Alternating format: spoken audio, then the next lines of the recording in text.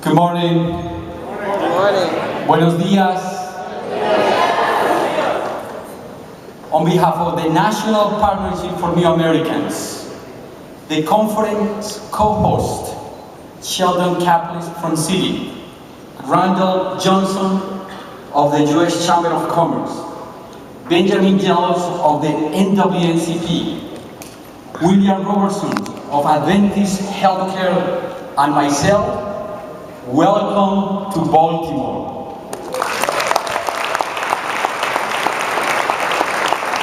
Great city, charm city, home of Frederick Douglass and Thurgood Marshall, Edgar Allan Poe, and Dr. Alfredo Quiñones Hinojosa, former dreamer and now director of the Molecular Medicine and Brain Tumor Surgery Program at Johns Hopkins University.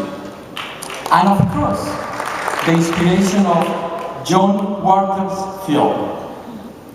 We are honored to host the 5th Annual National Immigrant Integration Conference in a city that invented immigrant integration, hosting bilingual public schools in the 1920s, and today explicitly resting its economic revitalization on a strategy to bring immigrants here once again to raise families, open small businesses, and revitalize neighborhoods. The National Immigrant Integration Conference, as you know, is the largest convening of immigrant integration leaders, advocates, and other people who are coming here to speak about the best practices of integrating the immigrant community. We have registered 800 attendees for this conference. 35 different states, even have people from Europe and Canada, so welcome all of you. I want also to acknowledge the conference planning team and staff of Casa de Maryland, the work groups, and the technical advisors who worked very hard to make this a great conference. Please stand up so that we can recognize you. Please, staff of Casa, all of the advisors, can you please stand? The work group, thank you for what you do. Thank you very much. And one more time, big thanks to all of our sponsors. We really appreciate it, and we are deeply grateful for your support. Thank you for what you're doing for our community. I really appreciate that. And today is a very important moment, because we have the most critical moment to promote immigrant integration in this year. One of the most important moments is elections. And we are only 44 days away. Registering newly naturalized citizens to vote and getting out to vote is crucial.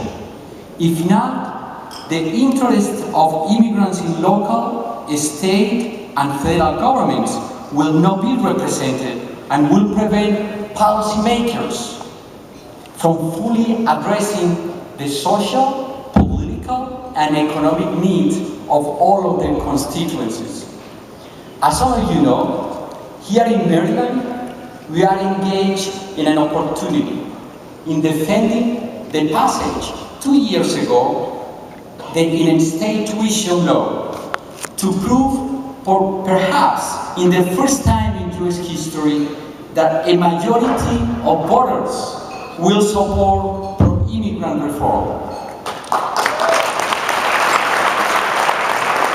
In support of what we call the Maryland Dream Act, the president of our extraordinary university, Dr. Wallace Lowe, recently wrote a Washington Post op-ed. Dr. Lowe himself represents both an extraordinary example, but at the same time, a typical, ordinary American experience.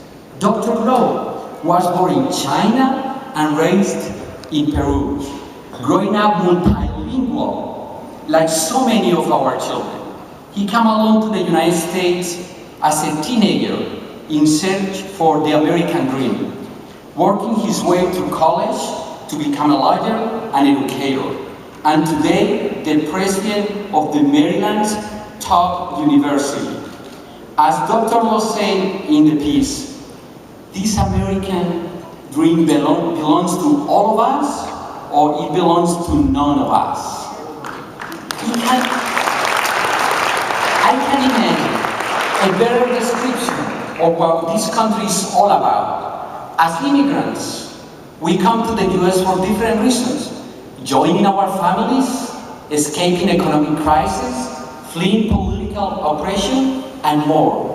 But we are unified in a single belief: that life here will be better than life where we left. This is a belief sometimes real, sometimes mythical, that lies at the base of the birth of this country. That here we can grow a reality that is very different from the one we left, from the one we were born into, from the one our circumstances will seem to prescribe. We know that this vision of the United States is not always real. Not everyone arrived here from somewhere else. Not everyone arrived here on their own free will. There are structures that may permit some people to rise up and keep many others where they are at. But having the vision that together we can make tomorrow better than today brings people to this country, visionary people, entrepreneurial immigrants building our economies, local and national, immigrants with great experience of fighting for justice. And it brings all of us into this room, knowing that while things are not perfect, if we work hard enough, we can harness that extraordinary talent and try to build a better country. Our conference, you will hear about people creating stronger classroom outcomes for our children and better vocational skill for adults. You will hear about businesses growing from immigrant entrepreneurialism and communities growing from embracing the positive change that immigrant brings. You will learn from the struggle of our African Americans and LGBT brothers and sisters and create pathways to permanent collaboration that grow the strength of all of our campaigns. And you will hear and engage with some of the top leaders in our region and in our country and learn from, but also grow their vision for making better our sometimes imperfect union. We encourage all of you to use this conference as a time to brainstorm. As a time to brainstorm together. We want you to take this conference as a first step or a fresh look at your old friend. Learn from each other, take new ideas, build on existing programs, reinforce a strategic partnership. Our responsibility is immense, but we, my friends, are up to the challenge.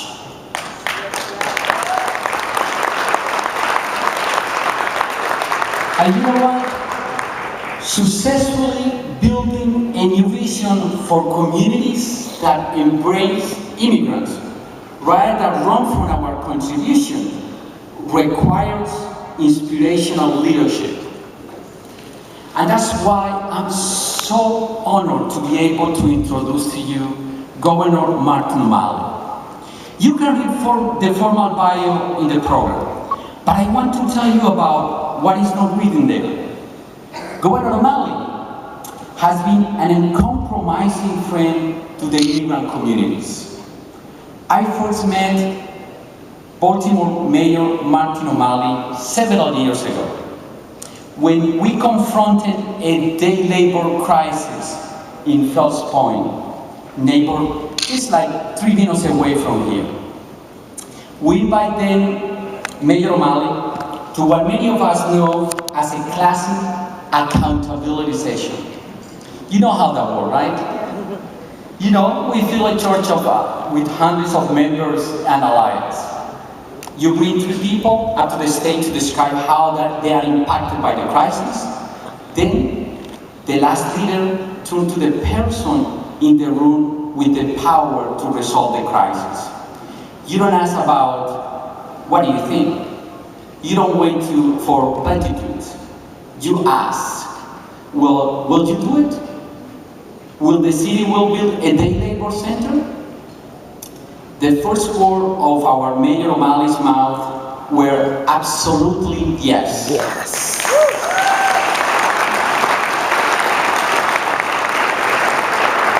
The second word were, you guys are as bad as the Irish.